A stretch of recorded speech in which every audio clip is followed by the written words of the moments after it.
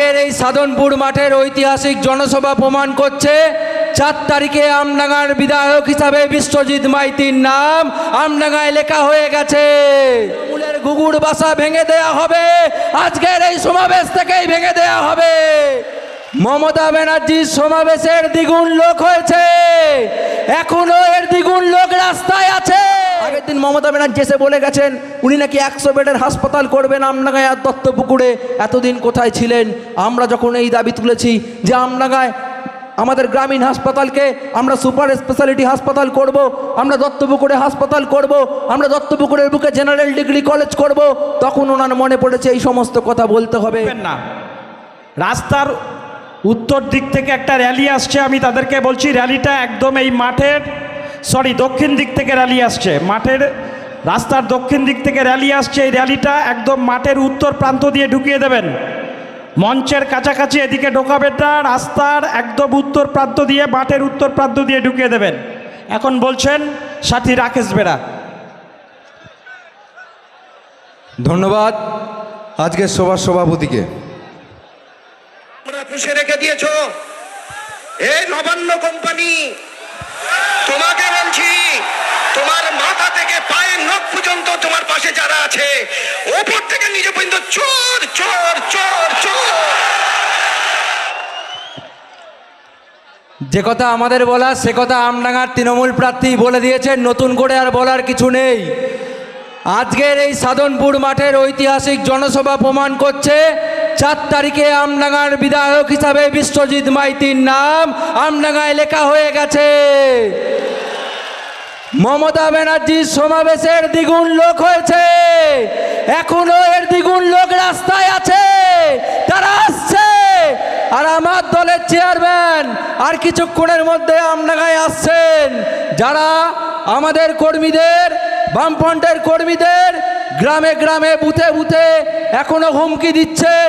এখনো পুলিশ প্রশাসন যেভাবে তৃণমূলের হয়ে কাজ করার চেষ্টা করছেন, আমার দলের কর্মীদের, বামফ্রন্টের কর্মীদের মিথ্যা কেস দিয়ে, অপবাদ দিয়ে থানায় বসিয়ে রাখছেন, আটক করছেন, 107 কাটছেন, মামলা করছেন। তাদেরকে বলবো সাবধান হয়ে যান।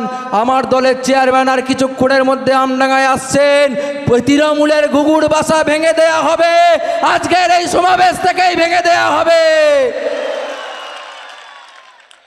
নতুন করে আর বলার কিছু নেই। যে কথা আমাদের সভাপতি বলছিলেন, আমার পূর্ববর্তী বক্তা যে কথা বলে দিয়েছেন, তারপরে নতুন করে বলার কিছু নেই। অসামান্য বক্তব্য রেখেছেন এবং আমাদের প্রার্থীও আর কিছুক্ষণের মধ্যে চলে আসবেন। যে সমস্ত আমার বয়োজ্যেষ্ঠ বক্তারা বক্তব্য রাখবেন তাদের সামনে আমার বক্তব্য অনেক ক্ষুদ্র এবং ছোট।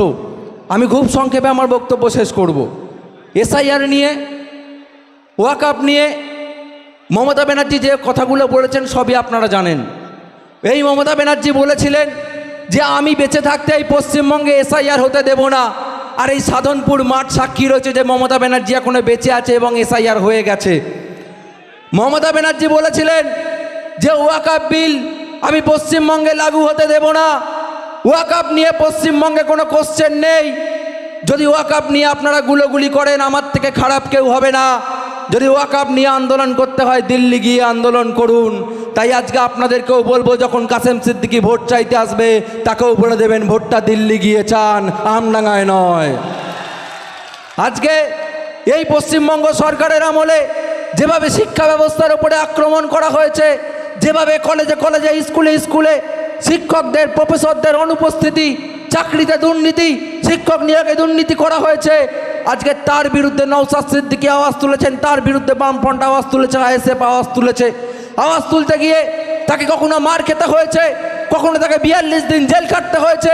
এই মুহূর্তে আমার চেয়ারম্যান যেখানে র্যালি করছেন সেখানেও তার উপর আক্রমণ করার চেষ্টা করেছে তৃণমূল বাহিনী। তিনি সমস্ত আক্রমণকে প্রতিহত করে তার মেরুদণ্ড বিক্রি করেননি।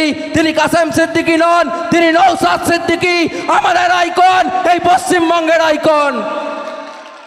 আজকে আমার দলের চেয়ারম্যান, তাকে কখনো দাগিয়ে দেওয়া হচ্ছে বিজেপির দালাল, কখনো তাকে বলা হচ্ছে মুসলমানদের নেতা। তৃণমূল কি অপপ্রচার করবে তারা ঠিক করে উঠতে পারছে না। একবার এক এক রকম কথা, মিথ্যার পর মিথ্যা।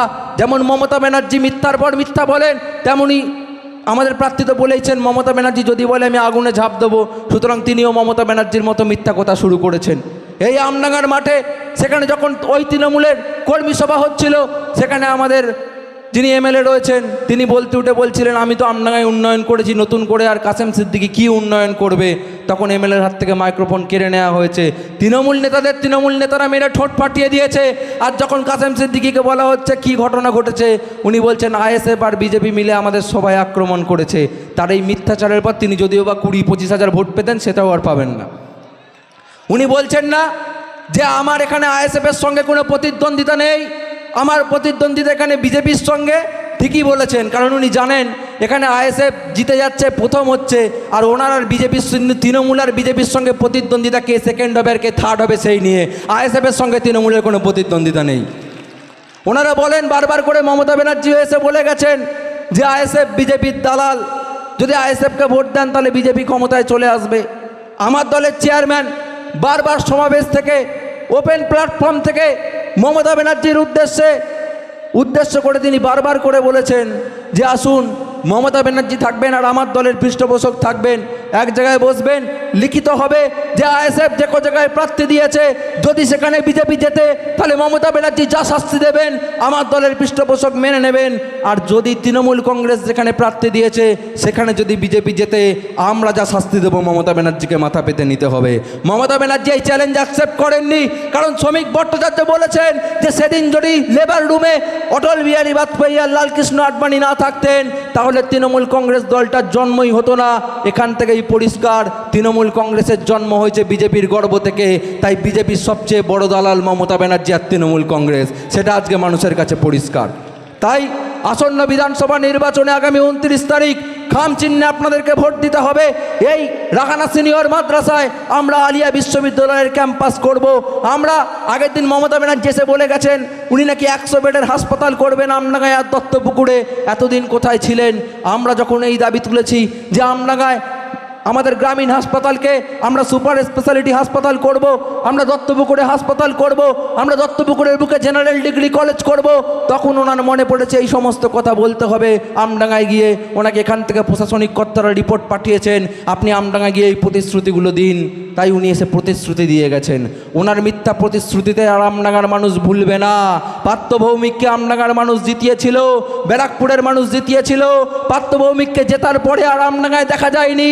আবার উনি আসছেন নতুন করে আমডাঙ্গায় সন্ত্রাস করতে আসছেন, নতুন করে আবার কাসেম সিদ্দিকীকে জেতানোর দায়িত্ব নিয়েছেন পার্থভৌমিককে বয়কট করতে হবে। 1 টাকার কাজ উনি আমডাঙ্গায় করেননি এমপি হওয়ার পর থেকে। তাই পার্থভৌমিক আমডাঙ্গায় আসলে তাকে তাড়া করতে হবে, সেই ব্যবস্থাও আমডাঙ্গার সাধারণ মানুষকে করতে হবে। এই কথা বলে আগামী 29 এপ্রিল বামফ্রন্ট সমর্থিত আইএসএফ প্রার্থী বিশ্বজিৎ মাইতিকে ইভিএমের 8 নম্বর বোতামে খাম চিহ্নে ভোট দেওয়ার আহ্বান জানিয়ে আমি আমার বক্তব্য শেষ করছি। সকলকে সংগ্রামী অভিনন্দন। ইনকলাব জিন্দাবাদ, ইন্ডিয়ান সেকুলার ফ্রন্ট জিন্দাবাদ, স্টুডেন্টস ফ্রন্ট জিন্দাবাদ। ধন্যবাদ কমরেড রাকেশ বেড়াকে। আমি বারে বারে